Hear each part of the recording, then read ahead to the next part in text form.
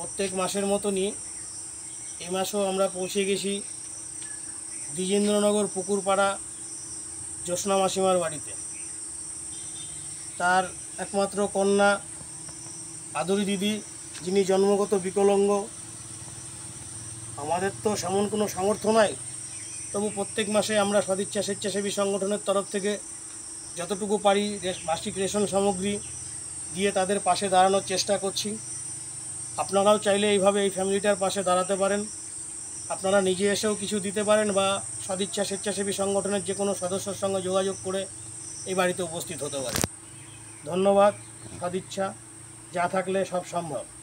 বিগত দিনে আমরা কথা দিয়েছিলাম যে দিদির যে পায়খানা বাথরুমের একটা প্রয়োজন, সেটা তার ঘরের মধ্যে অবশ্যই করে দেওয়ার চেষ্টা করব। কথা মতো আমরা কয়েকদিন আগে এসে কুয়ো কেটে ধুয়ে গেছি। আশা করছি 2-1 দিনের মধ্যে আমরা এটাকেও সম্পূর্ণ করার চেষ্টা করব। ধন্যবাদ। নমস্কার, আমি জ্যোৎস্না বিশ্বাস, আমার মেয়ে আদুরি বিশ্বাস।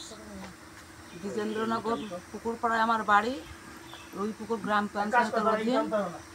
আমার মেয়ে ছোট থেকে প্রতিবন্ধী, ও হাঁটতে পারে না, বসতে পারে না, সময়ে চোখের ডিস্টার্ব হয়। আমাদের নিজস্ব কোনো ক্ষমতা নেই, জায়গা জমি নেই, কোনো নিজের কোনো কর্ম নেই।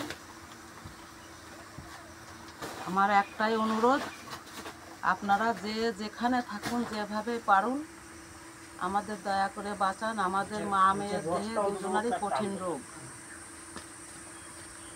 আর এই যে সদিচ্ছা তরফের যেসব আমার সুসন্তানরা জোগাড় হয়েছে কোথা থেকে আমি জানি না, তবে একটাই জানি, নররূপে নারায়ণ।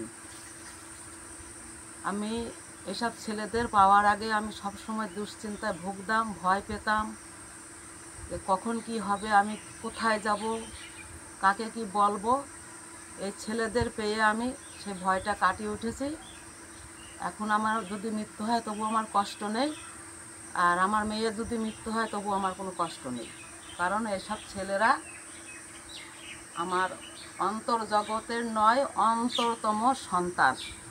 এরা আমাকে ফেলবে না, আমার মেয়েকে ফেলবে না, এটুকু আমার ভরসা।